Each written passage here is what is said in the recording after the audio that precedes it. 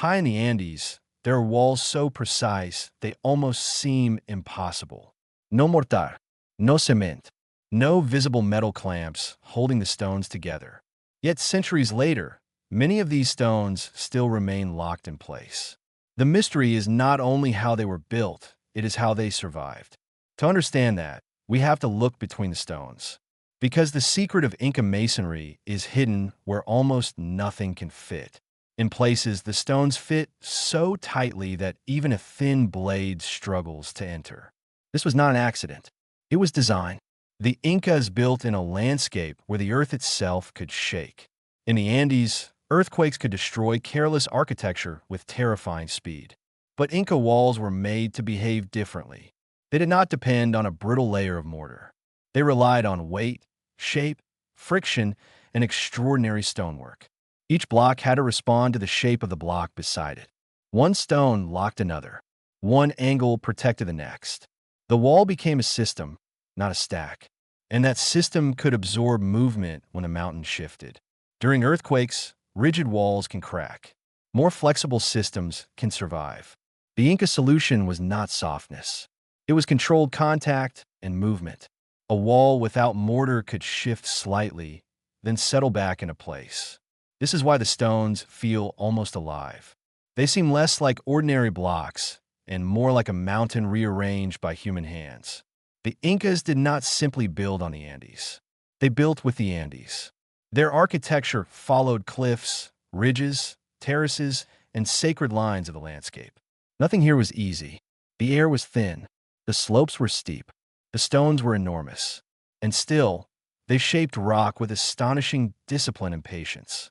Working without iron tools, the process demanded time, repetition, and deep material knowledge. Every surface had to be tested, adjusted, and tested again.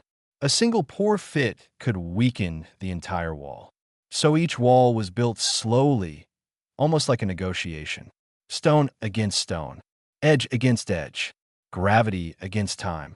The result still feels impossible. At Sacsayhuamán, some stones are taller than a person. They curve, lean, and interlock like pieces of a puzzle made for giants.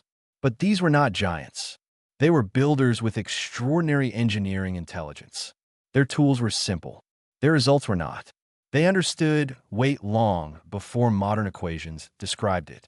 They understood pressure before modern engineering language could name it.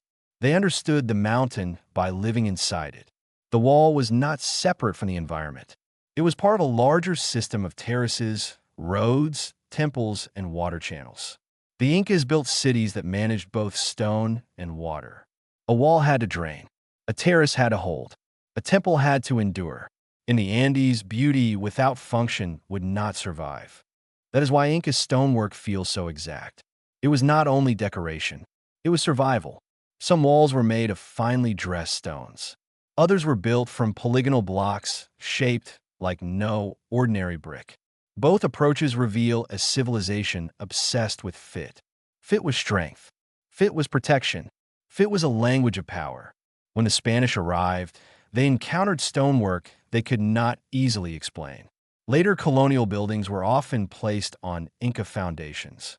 Colonial builders built over the stones, but they could not erase them. The old walls remained like a second memory beneath the city. That memory is still visible in Cusco, and it is still visible in Machu Picchu. It is visible wherever stone seems to have learned how to move with the earth. The mystery deepens when we look at the stones themselves. They are not identical. They are not arranged like ordinary bricks. Each one had its own problem to solve. That meant every wall was also a map of decisions. A map without ink or paper. A geometry carved into weight. A structure designed for a dangerous world. Because the Andes were not passive. They shook, eroded, and tested everything built upon them. Inca walls had to survive more than weather. They had to survive a landscape that was never truly still. That is why their dry joints mattered so much. Mortar can crack when stone shifts, but a fitted stone can shift, press, and settle. The wall becomes less like a rigid object and more like an interlocking body. That body absorbs force, and after the force passes, it remains. This is not magic, And it is not a lost supernatural secret. It is patient engineering. It is knowledge passed from hand to hand. It is a civilization reading the mountain like a living record, and then carving the answer into stone. At Machu Picchu, the result feels almost unreal.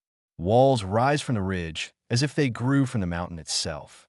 Temples, terraces, stairways, and channels all depend on the same intelligence. The stones guide water. The terraces hold the earth. The walls hold the city. And the city holds a vision of order in a chaotic landscape. That is why Inca masonry was more than construction. It was a way of turning danger into design. A way of making stone answer the mountain. A way of building permanence without glue. The most astonishing part is that the walls are not perfectly regular. Their strength comes from complexity. Every irregular edge reduces a simple path for failure. Every corner interrupts a crack before it can travel. The wall resists by refusing to be simple. This is engineering hidden inside beauty, and beauty hidden inside engineering. This is the kind of mystery that keeps pulling the viewer closer. Because each answer creates another question. How are the stones cut so precisely? How are they moved through mountain terrain? How did builders know which shape would hold? And how did a civilization without modern machines create walls that still challenge modern imagination? The answer is not one technique. It is a chain of knowledge. Quarrying the stone, shaping the stone, moving the stone, lifting the stone, testing the stone, refining the stone, and finally, locking into the wall. Only then could the wall become whole. The process was slow, but the result was almost timeless. That is why these walls still speak. They speak of labor.